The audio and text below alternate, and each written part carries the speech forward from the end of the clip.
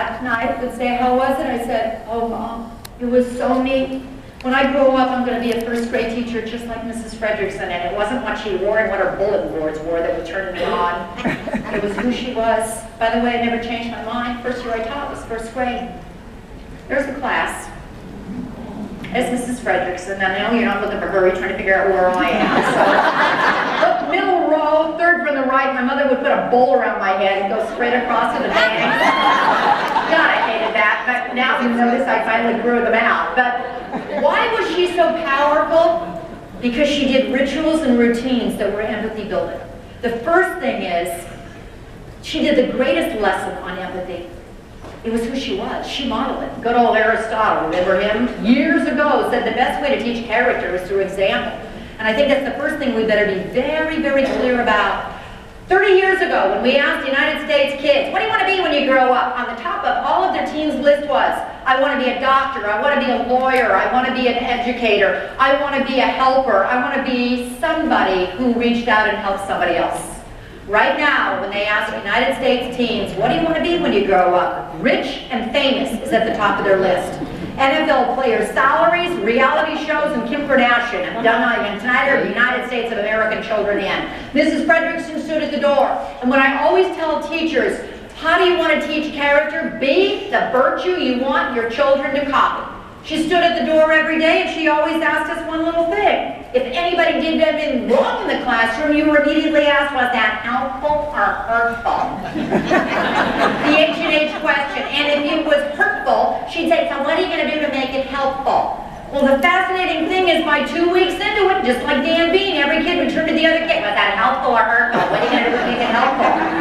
And you did it. Now that was like moral restitution 101, but the bottom line is, I still remember it right now, because she repeated it so often. A big mistake I think that teachers don't do nearly enough is repeat the stuff that you think really matters. Little rituals, little routines. Some teacher just put up a quote a day. I love this one, because it was a middle school PE teacher who had her enough moment with the girls. I mean, mean girls are up 5 levels, and she said, I really was trying hard, but I almost had my moment of turning in the retirement papers. And instead, she took a walk across the street to Walmart and bought herself a whiteboard. She got permission from you to go back to the classroom, nail it on the board of her door. Then she bought herself the greatest thing, she said, the greatest thing that every teacher should own, which is a book of inspirational quotations. And every day she wrote a quote about compassion. Just kept writing quotes about compassion. She says, it was just to remind me to be nice to the girls. And I never said anything about it, but then I'd look at the door and every once in a while I would go, okay, I'll be nice to them. And I did it, I swore. I do it a minute a day, every day before school. And then one day I had car trouble, and it was the first day I didn't get enough time to write up the quote, and it's the first day I got mail from the girls, so where's the quote? She said, you never said anything about it. I didn't know you were reading it, and perfect middle school girls. Well, it doesn't mean we're not reading it, we're always reading it. And each one by one began to say how much the quote meant. Oh, it's how I get through the rest of the day. I think about your quote. Some things that we don't think are getting through actually do if we keep using them as routines and rituals. But here was the one, kind of like the daring child. The teacher said I had one little girl. She was my gray tone kid.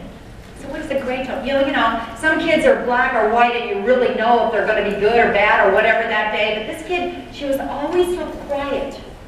And I never knew what was really going on. I always worried about her. That's a gray kind of a kid. And she waited till all the rest of the girls left. She never said anything, but she opened up her backpack. She pulled out this ratty old composition book, flipped it open. Every quote had been copied.